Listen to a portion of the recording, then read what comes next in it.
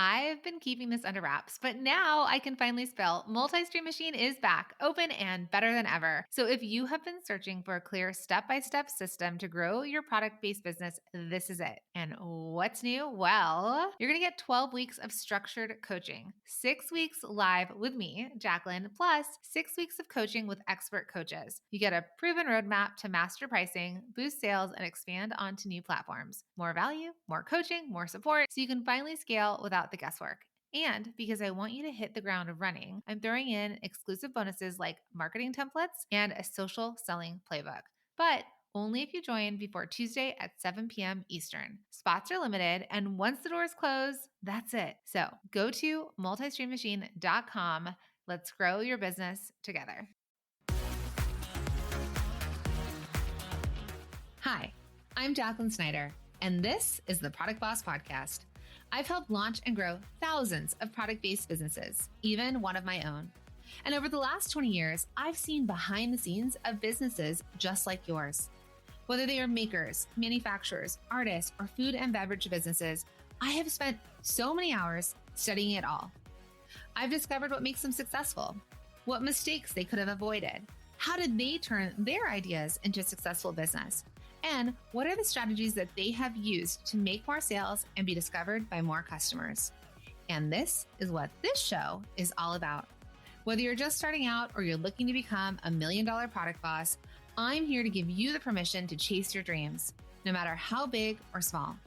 All you need is the right mindset, a little courage, strategy, and support, and you too can be the next $1 million product boss. Let's do this. Hey, Product Boss. Okay, so welcome back to another coaching session here on the Product Boss Podcast. I'm Jacqueline Snyder. I am your host and your product biz expert, right? So if you make and sell physical products, I am here to help you start it, grow it, and scale it, right? What we really want to do here is figure out what are we going to focus on? What are we going to fix? And what are we going to scale? And so this is something that I work through every single week on the podcast. When you tune in, when you follow the show, you will hear me coaching a fellow product boss just like you, right? Someone who had an idea and had the courage to make that idea happen, to turn it into a physical product and to start selling it. And so I've dedicated my entire life to helping women just like you start and grow businesses. And it's something that I love to do and I love to coach on this. And so today I am chatting with Ellie of Front Porch Studio, Nantucket. Now, Ellie is a watercolor artist who sells home goods. So she sells watercolor prints and originals, custom wedding maps, place cards, crests, and personalized note cards. I know it sounds amazing, right? Now, she originally started selling her work on Nantucket Island at farmers markets and an artisan market back in 2019. And she actually used to own a brick and mortar for several years until she decided that she just wanted to start selling online on Etsy and through her Shopify store. Now, while her products sold well in person, now she's struggling to see those sales consistently come in and getting the interest from her customers online. I know a lot of us have that trouble, right? Like, how do we get people to just discover us and buy from us online? So she's really ready to figure out how to have consistent sales, how to articulate her brand story to her customers so that she can get her customers to convert, right? If people are going to land on her page, can we get them to actually convert online? So this is exactly what we're going to figure out today in our coaching call. And before I jump in, if you are not following the Product Boss show yet, make sure that you hit that follow button so that you know when we drop our 2 episodes a week. 2 episodes a week, okay? So make sure to follow the show. And now let's dive in. So looking at your intake form, you're a watercolor artist and you sell original arts, art prints, calendars, and home goods, plus fabric, pillows, tabletop, all that stuff. So the stuff that you do, are you doing print on demand? Yes, yes, I just switched over. All the home goods are print on demand. The art prints, I just changed to print on demand. It's a company where I don't touch the product. It goes right to my clients. And what I don't like about that is that I feel like so much of my original company was how it's packaged. Like I can't brand it from their perspective. They just ship it. And I feel like something is getting, and maybe it's not, but I feel like something is getting lost in translation. Okay. And do you feel that way because people aren't rebuying from you or? Yeah, I feel like, yeah. I mean, like on Etsy, people are favoring things like this one particular piece, but they're not buying. And I cannot for the life of me, because I had a retail shop.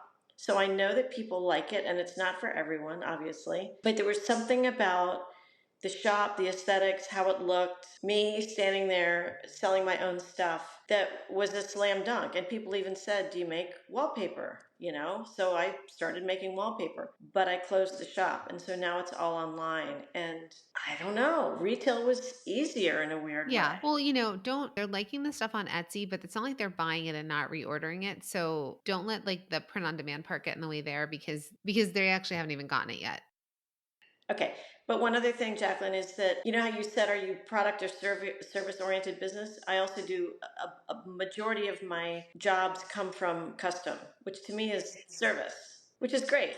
It is service. It's still a product. It's just custom. Like you're not going into their house and painting their walls necessarily. So still getting a product. They still have to choose. But yes, it's a custom, like I want to hire you to make my, wedding day map or something like that. And that's great. I get a lot of work that way, and it's all word of mouth. Like I really don't market it. I don't market anything. That's my problem. No, I mean, your people would love to have this problem. You're like, I sell and I don't have to market. Okay. So your biggest struggle currently is getting customers to purchase from your website, the newsletter and marketing strategy that leads people to the website that results in conversion. So right now, if I wanted to buy the custom stuff from you, how am I finding that you exist? You would have to know about my website. And have you ever asked these wedding people how they're finding you? No. And the custom stuff you're getting, is it through Etsy or through your website? Through the website. It's not on Etsy. The only thing I have on Etsy are prints. Cool. Okay. So what we want to do is we want to find out where that traffic's coming from. So we want to figure out how people are discovering you on a website. Is it word of mouth? Yes, a lot of word of mouth, or they'll go to a wedding and there's my stuff. Instagram, I get it. Like I don't sell on Instagram yet. I really want to, but Instagram really, I haven't posted in months because I have a love-hate thing with Instagram. But it really, people get excited because, yeah, just because they can see what I do. Mm-hmm. So Instagram is driving sales for you? It's driving interest. It's not driving sales, but it's driving interest. So a big thing I want you to find out is how people are finding you. Like I actually want you to find that information out. So it's either going to be, Can I just ask? Can I just ask them? yeah. So you can ask customers. I mean, I have a couple of current inquiries, and I'm just going to say, by the way, like one woman just said, I want, will you send me your wallpaper samples?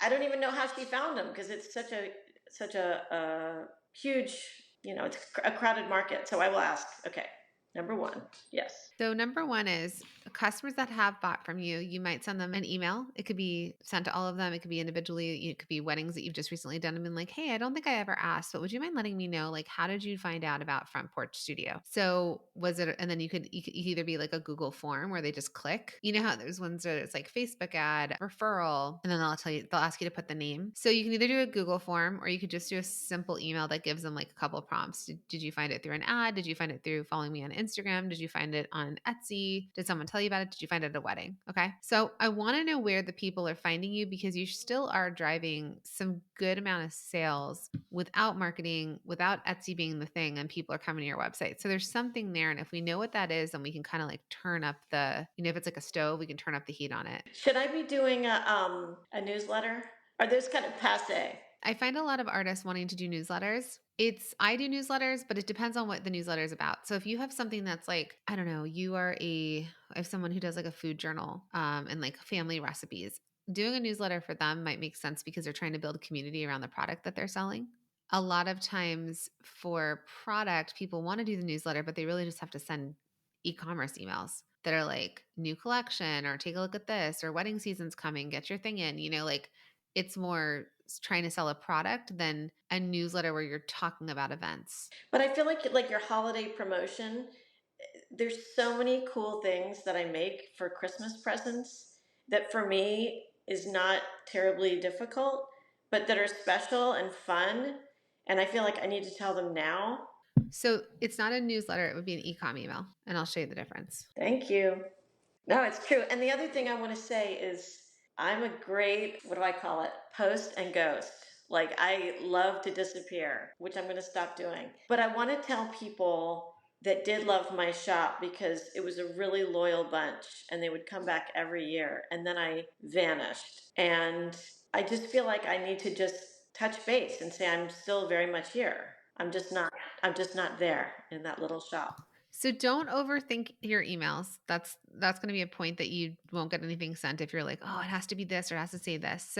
So one email you could send is just a straight up just email that's like, "Hey, front porch, customer. Yeah, I'm going to show you this in a sec, but first I'm just going to tell you first like to get back on track with the people who you're like I had a loyal bunch. You could send them like what has Front Porch Studio been up to? And it could be a quick little email that's like, we closed down the retail shop. We're fully online. We've been busy like making wedding stuff and like check out this cute map I made for this one couple and this, that, and the other. And it can be like a reintroduction. How about it's super location specific, but I can, like for Nantucket lovers, there's so many people that love Nantucket. Friends, they've been there, they want to go there. The whole Ellen Hildebrand perfect couple, like it's a lifestyle, and that's where I live. Like it's like that alone, I think is interesting for a gift idea. Agreed. So I think that you can, because you said you have so many products, you can always do, especially coming to the holidays, you can do quote unquote like gift guides where they're not full gift guides, but this is a gift guide in the way of 20 great ideas. And it's like a must have for espresso lovers, the perfect gift for any home brewer. And then if I click on it, then it's going to just take me to see the complete gift guide. So it might take me just to the website where it has like gifts by price, gifts by people, like it's curated on the website, or sometimes they just show it. Yeah. This is another thing this is for Kin. It's a drink brand. So it's for the holidays, the gift of Kin. And so they're trying to sell order by midnight and get this by this day. This is an old email because it's not current emails. They collect them. So here they're trying to sell you either the party pack, the bundle and save, or a gift card, right? So here's another way, and then you can see what the subject line says and how they're presenting it. So this is what an e-com email versus, I'll show you what a newsletter looks like. And they're a lot. So I send a newsletter once a week, but it's because I'm building a community. And so we're sharing like tips on how to do things and talking about things that are happening in the community and And that's something where it almost feels like a news article or like a mini blog of sorts where it's like little tidbits and then it takes you somewhere else. That is very much something that service people do. Okay. So this is just another example of this is Pepier. So this is an e-com where they're like, embrace your rituals and routines. So they're trying to sell you. So this is a season shift, fall for fresh pages. So it's for the fall. Diaries designed to redefine your days and help you start over. So then they are showing you the girl with the diary. Then here they're showing you it. And then they're giving you little points on why you'd want it. Daily and monthly pages, flexible planning, write down your ideas. And then they're showing you 3 different prints you can buy it in. They're showing you the inside. They're showing you more about it. And this entire email is technically about fresh new prints coming out for the change in the season of planners and journals. And that's what they're selling you in this one email. And that's what makes it an e-com email because it's selling you a product. It's still helpful, but it's like almost like a homepage to a website. It's all about getting the customer to open it and to click and then to go to your website. I love it.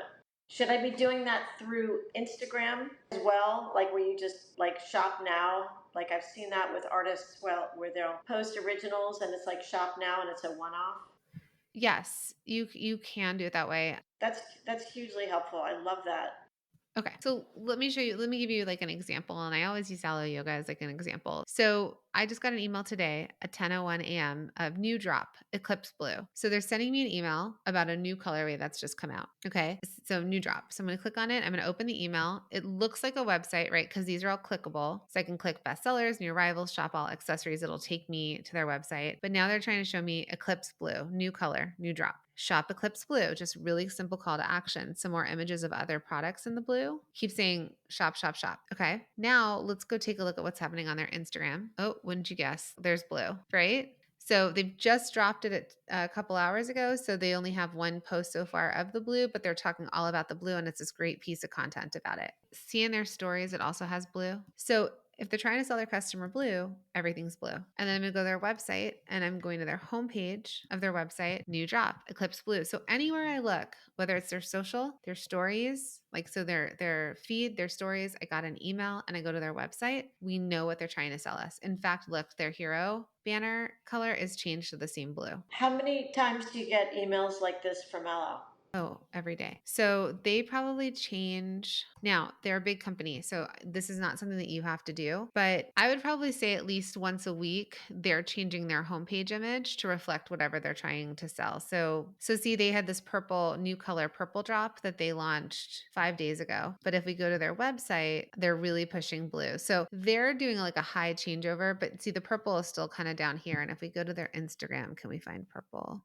Here's the purple. Not a lot of the purple. They didn't push a lot of that. What they were really pushing the other day when I was looking were these running shoes. So I'll opt into big companies and then I can follow what their promotions look like. Okay. So for you, so if you're thinking about a strategy for you and what you're selling, yeah, if you feel like every 2 weeks, because you have a small email list and you want to get into this cadence, yeah, I think it'd be great to think, what do I want to sell right now in September and the first half of September, or like the middle part of September, that I need time to drive traffic to my site. I need people to know this thing exists. I need enough time to get it going, and then that they could sell and get it for whatever's next. So it could be right now that people are coming because we're kind of in wedding season already. So it could be that people are now coming to you for holiday cards, like family holiday cards or something. And then you could be promoting like the new version of holiday cards. And then you can let them know, like, did you move? And you could show what, like, take work you've done and create from, like, people want you to tell them what to buy. So you just need to think, what would somebody in this time want and for what reason? So they might be looking for early holiday cards. They might be looking for, it's not gift giving time yet. If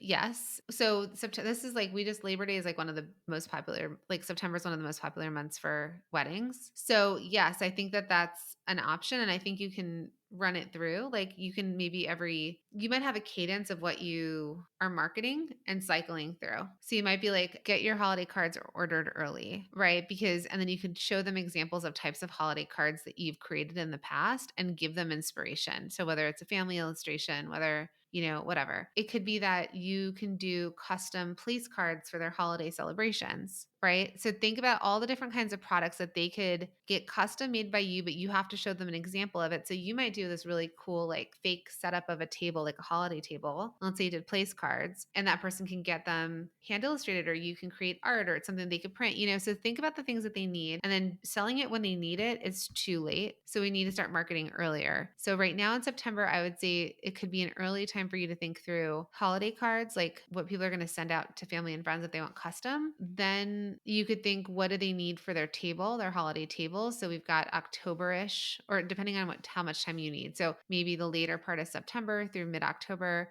you're selling like custom stuff for their holiday tables. They're getting ready for Thanksgiving. And then right after that, you start moving into holiday gifts. So you start thinking about gift guide. And then every week you could do like gifts for the new homeowner, gifts for the new baby, gifts for mom, gifts for the person who has everything, gifts for your boss, right? Like, and then you can cycle through gifts, and then you could really just be pitching gifts through the end of the year. And then you would cycle into whatever else new. For example, when people buy new homes, because I see that you can also paint those and stuff. When people buy new homes, you can also look up real estate and say, what's the biggest months that people buy? So then you're ahead of it and you're like, okay, it looks like a lot of people buy in the spring, like the weather. I think that's what it is, like, especially on the East Coast, like, it's frozen. No one's moving when it's frozen. I looked at houses when it was frozen. I was like, oh, these steps freeze. We're going to die on them. So no.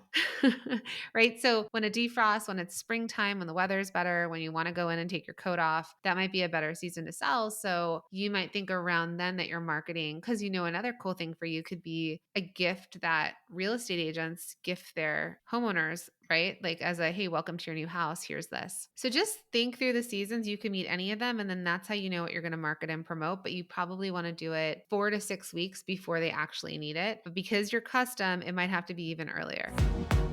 So Ellie wants to know why she's not having as much success online as she did in person selling her watercolor prints. But I'm wondering if you can start to see where we actually need to start. Have you figured it out? So by first figuring out where Ellie's traffic is coming from, because right now she's not sure. And if we want to know how to increase her traffic to convert those individuals to sales, then we need to know what's working so she can do more of that. Why? Because I've said this and I'll say it again, success leaves clues. So success leaves clues as long as you can figure out where you're having the success. And one of the easiest ways for Ellie to do this is by asking her current customers how they found her with a simple email. I know, so simple. This is also will allow Ellie to start engaging and re-engaging with her email list, which is a great way to get previous customers to purchase again and again and remind them about her brand. So if you have an email list or you're not using it and you haven't sent emails in a while, you should be. That's step one. one. Two, and I teach this, my MSM students, they know that they need to be sending emails, growing their list, and the emails, like the right ones to send, that kind of start to automate your sales engine. Now, I do want to say, remember that it costs you less money and time to get previous customers to purchase from you. Again, it's way easier. I'm going to say this again. It's way easier to get customers that have already purchased from you to come in and buy again than getting new customers all the time. So there's little levers that she can pull here. Okay, now let's see if we can figure out how to get Ellie's website to convert better.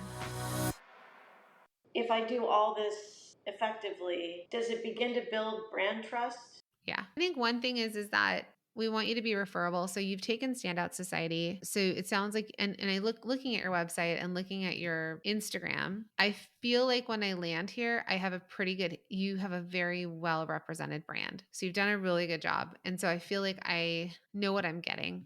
Like I know the aesthetic that I'm getting. I'm either attracted to it or I'm not. Or I'm attracted to it because I'm like, that would be a great gift for somebody, right? Do you need to be doing the duvet covers and the wallpaper?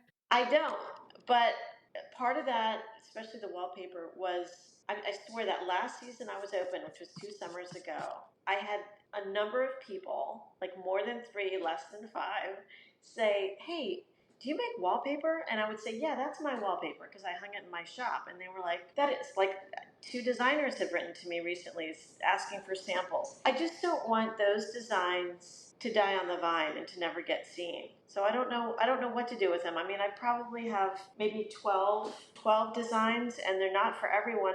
Wallpaper is a major trend right now. So that's probably also why you're getting, and the aesthetic that you have is also very much a part of that trend. So I don't mind the wallpaper. I think the like curtain panel and the duvet covers, yeah, I don't think you need the home goods. I think you could grow into that, but maybe not now. And then from the wallpaper perspective, if you could really start to identify what people are like absolutely loving that has that aesthetic that they're like, oh, because like you said, Nantucket is a lifestyle. So if you can look into, I feel like I keep seeing these prints that everyone's like, oh, the like wallpaper company. But even Rifle Paper Co. When you think about Rifle Paper Co. It has a very specific design that I see it, get it. That is what it is. So I think for your stuff, the specialty stuff that really make it your brand, that's what you can do more of. I don't think the shells and the seashells and all that are necessary, right? The hydrangeas might be it. The hydrangeas have some great stuff. Your maps though could crush it on Etsy. So that's something that people look for on Etsy, like customized gifting. And so you could take one product and put it on there and try it. Amazing.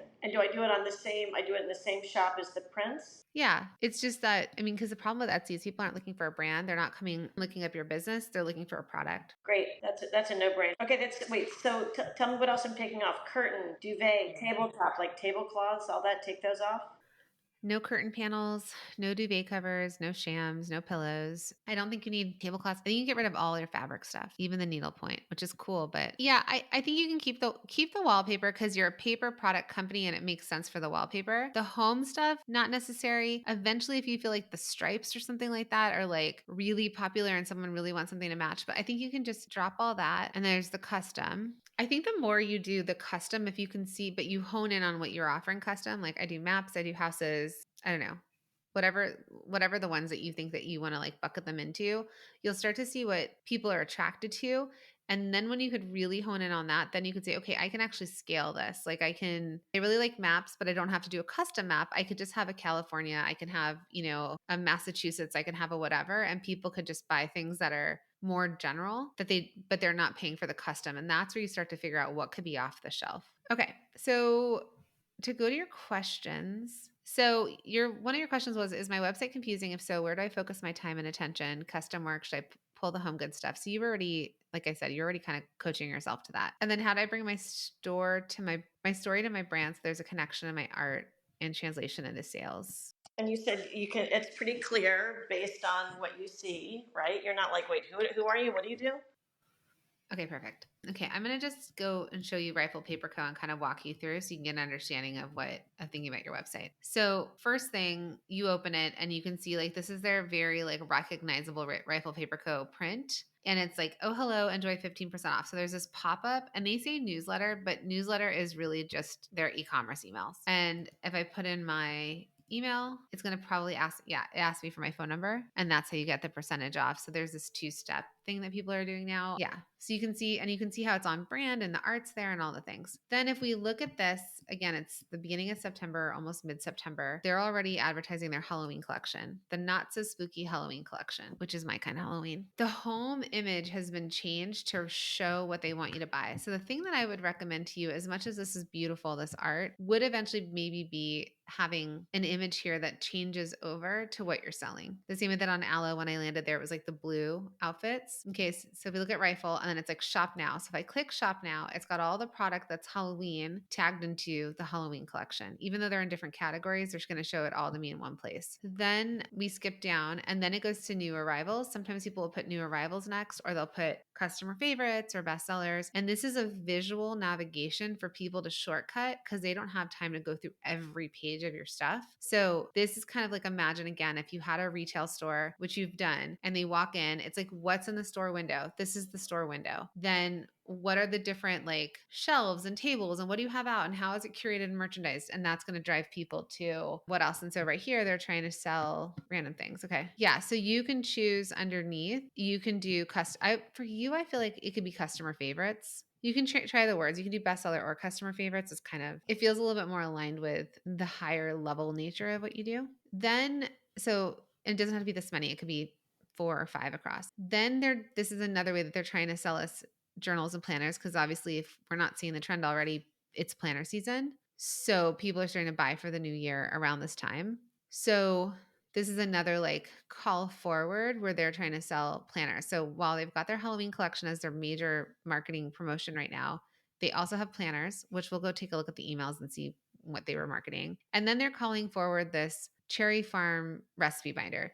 Kind of feels like the season, right? Like the season's changing over. It's picking. Yes, it's fall. So they're just calling out one product here. This is their template frame. You don't have to have the same one. And then here they're finally getting to shop by category, which is a visual of the categories that you have in your navigation. So they're letting people, and then again, they're calling forward a collection and you can shop by patterns. There's like all sorts of ways. So they're a good one to look at, And you see how you're calling her she, because she's really not the face of her brand, but everyone knows it's Anna Bond and da-da-da. So a lot of times too, like, you can create main character energy, but not necessarily have to be the face. So you're building these stories around it, right? They're trusting you, but then it's really like the brand is getting bigger. So you can see here, September 7th, a couple days ago, we got the Halloween collection. They started talking about the Halloween collection all the way back on August 20th. So it was like a brand new. They had their Labor Day sale is on, da da da da. So Halloween collection, which we saw on their website. That's it. They're just sending us there. So for your website, back to your website, is it clean and clear? What I would do is this is very beautiful, but I think I'd make your Nantucket a little bit richer. This one right here, like this font and this weight feels like it'll hold better. Custom art and art prints. You might want to have art prints drop into like different sizes or originals versus prints, or I'm not sure, but since these all have menus, and then looking at inspiration, so the navigation across the top, making it something very easy for a customer to find what they're looking for. Gifts could be a really good navigation thing for you as well, which you could also do these. So you can create calendars for you. You can create a calendar for people that doesn't have to be custom, or I could just buy it, or I can customize. But you could see it's like new arrivals, bestsellers, desk and stationery, calendars and planners, cards and occasion, right? So if you had like prints or art, you just want to make it really easy for a customer to buy from your site.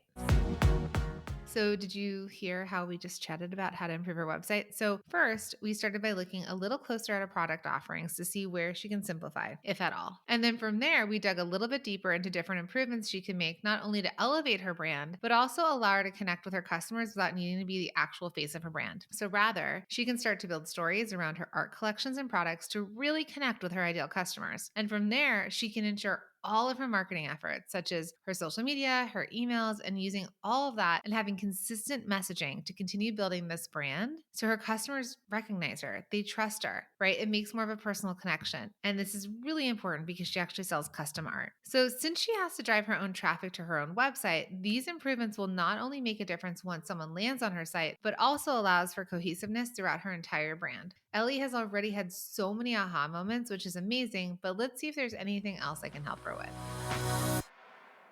Okay, what else can I help answer or clarify for you? Does it matter so when I'm not on Nantucket, I'm on a little farm with chickens and a garden and all that stuff. it's okay if I can expand to that area, or will it confuse people and be like, wait, I thought you were a Nantucket artist, or it doesn't matter? It doesn't matter. I think, as long as it has like the inspiration that feels like Nantucket, if you're going to have it in your name. It does. Like, in other words, the Sconset Garden wallpaper is papering the ceiling of my art studio here on the farm. It is so flippin' cute. Yeah. It's the same way that when I lived in New Jersey, people were like, this doesn't look like a Jersey house. And I was like, no, because it looks like someone from LA's house, right? Like, so we take where we want with you, but it's more of like, again, if you think about brands like Serena and Lily, or there's like certain brands like that, you kind of know, oh, this one feels like Hamptons houses. And you can choose where you're going to sell that, where you're going to get that Hamptons furniture. You don't only have to live in the Hamptons to have Hampton furniture. Right. But like, I had a house for years and years up in Ojai. So that's an inspiration. That's why lavender is my life. And it's like, it comes from a very real, sincere, inspirational place. I didn't just dream it up, you know? Yeah. So I think it's fine. I wouldn't get too worried about where you're located. It's the inspiration. The question you really had, the basic question is, how do I increase my sales consistently and have my brand story? So the story is the story is the story. I think they're going to visually see it, but I think and you've been in standout society, so making sure that you're honed into who your ideal customer is and what the offers are that you're making them. So why would I buy from you once, and how would I come back and buy from you again and again? Okay. So you might be my go-to place for gifting, but there could be a way of expansion by having things that are not custom, that are maybe not art prints, but they're the things that people would order custom, but they can buy it from you, not fully custom. I think the maps could be a big player in that. The homes have to be custom. Or thinking through, like, could you do like these towns and stuff like that, but like it's like beach towns in the snow, and those could be a set of holiday cards. And so what might be beautiful is for you to bring the magical aspect, because right now you've got a lot of summery stuff, and then we're going to transition out of summer. So how could you take some art that you've already done and make it like the Christmas wintry collection? And then someone who's obsessed, with these towns, they might send you, because to get a beach scene at Christmas, like Merry Christmas, maybe if you're like Tommy Bahama all year, or it could have some with like illustrated lights or snow. Like, I always thought it was so weird that it snowed on the beach. So you want to bring this like magical wonderland of what they get when they feel this way into your imagery. And then a card set could be interesting. But the other question, we go back to the very, very beginning, is how did they find you? And to get more customers is to get more people to do that. So when you're sending it out, are you asking for referrals? Are you giving them a referral code? Are you asking them to share? Are you like, hey, here's a friends and family discount if you want to share it with any of your friends? Because if you're starting to see word of mouth do really well, then you lean into asking more and more people to share. And you could offer a discount. It could be like one free customization or whatever it is. And then you follow up with your customers after you get their order. And like, I hope you love it. Like, if you have any friends or family that are asking about it, I'd love to offer them a friends and family discount code. Here's the code. You could even make up a code with her name. So it could be like Jacqueline 10, so that Jacqueline's referring a lot of people, for example. Oh, we should really like keep that relationship going because she's obviously an influencer amongst her friends, family, community. So the season part is like, how do you go through the seasons in Nantucket? And then how does someone represent that? Like, how do you represent that on the page so that I can buy from you? You're not just when I'm decorating for the beach feel. Right. Got it. If I want to throw in, because something that sold really well in the shop were these mugs that I make. Like, does that feel too extraneous, like too small wares? I saw your mug on here. I thought is beautiful. Another thing you could do instead of mugs is a Christmas ornament. Those do really well. I do really well with ornaments and really cute custom ones, but I will do ornaments. That aren't customizable. Yeah, I think, yes, you can do mugs. You can do mugs. You can do bowls. You can do those things. They're a little bit higher end. It looks like you did a dog bowl. Yeah, I think that kind of product is better. And that's the kind of stuff that you can take and start selling wholesale with. So if you can figure out your margins, or you're not hand painting them all, but you design them, and then you figure out a company that can not print on demand, but you scale it. So repeat back sort of what you think you are going to do or what you feel like is a clear plan for you to move forward. The e-com emails. I'm super pumped about that because that's also going to tie in with my Instagram account. First and foremost, I'm going to hone the website and make it more seasonal. And even just the thought of Like I'm kind of relieved to be out of summer, to be honest, like for myself. But you think about when I think about like Christmas Beach, I can still do sailboats and lighthouses and all those things that bring me inspiration. But in the dead of winter and lit would just be so peaceful and beautiful. So update the website, remove the fabric stuff, figure out where people are finding out about me. I sound lazy. I'm not. I'm working all the time. I'm just, I just need to put more. You're not lazy. It's just we're creatives. And so data is not the thing that we're always looking for. You're visionary. You're not meant to be in that realm. But when we can start to get that information and hone it in, that's when you can build more effectively or design more effectively. I was so afraid you're going to be like, okay, Ellie, I don't know how to tell you this, but you need to hang up your apron and call it a day. I've never told anyone that. There's always a solution to a problem. It's just sometimes the list of how to get on, like it feels overwhelming sometimes the cleanup process when you're already kind of in function and doing it. But if you can clean that stuff up, it gets easier for someone to understand what you sell and how to buy from you. You've had a retail store. So every time you can think of your website or your online presence in a way of like, if this was a store window, how would I get them to come in? Right. So what do I want to put out front? And then where do I want them, what do I want to merchandise and how do I want them to get around? You always have to be thinking about the user experience when it comes to your website and how you move them through, or they find you on social and how it moves them over to your website. Ultimately, the whole goal for you is always all of your marketing efforts leads them back to your website to buy because that's where you're selling right now. Okay. And eventually you really think they'll start pressing the pay button? I think that yes, and they are already pushing the pay button. So what you have to find out is where's the traffic coming from so that you can do more of the thing that's going to bring the right customers to you. So we could spin our wheels on social and hope that one day that's going to work. That could just be your thing that you grow and you're mentioned on. But if you can find the thing that people are finding you on, and then you're getting more people to share. It's like one person shares with two people, and then that goes to four people, and then, it multiplies. So I think, and I don't know if I've said this or not, but the hardest way to sell something is actually on your own website because it's your responsibility to drive the traffic there, right? So you either have to do, I talk about paid, organic, and pop marketing. So you either have to do paid, so you're paying for ads, not necessarily for your stuff yet. I don't. I do and I don't. So you have to have money to play with. It takes a while to get the ads working. You don't really want to do it yourself. I think people should work with agencies, and unless you're really good at this. And when they buy, they have to. There's a cost to acquire the lead, and then you paid the ad spend, and then they're buying, and then you got cost out. So I don't know that that's it. So there's paid, then there's organic, which is what you're trying to do, which is social, standing on a street with a sign, right? Like anything that doesn't cost you money, that's word of mouth is organic. Influencers that find your stuff and talk about it without you asking, organic. And then partnership is something where, okay, an idea for you is like you could go collaborate with a pottery company and you could do a collaboration together. They have a similar customer. And so you're doing the art and they've got the product. You license your art. So licensing your art, right? Licensing the aesthetic. That is, or a collab where it's like someone popular is doing something and you do a collab with them, like your company X, their company. A collab with a hotel in Nantucket would be really cool, right? So these are all ways to get more eyes on your business from a partnership perspective, or you do end up also kind of paying for influencers or people like that. So these are all the ways to drive traffic to your own website or your social media handle. The reason why, like in multi-stream machine, why I believe in it, I don't talk about ads and we talk about optimizing your website and making your website sell better, which you and I have kind of talked about today. But the easiest way for you to grow is through other people's customers and other people's audiences. So it could be working with influencers, but whether it's in-person markets where the vendor, you're being a vendor at that event and they're responsible for bringing the customers.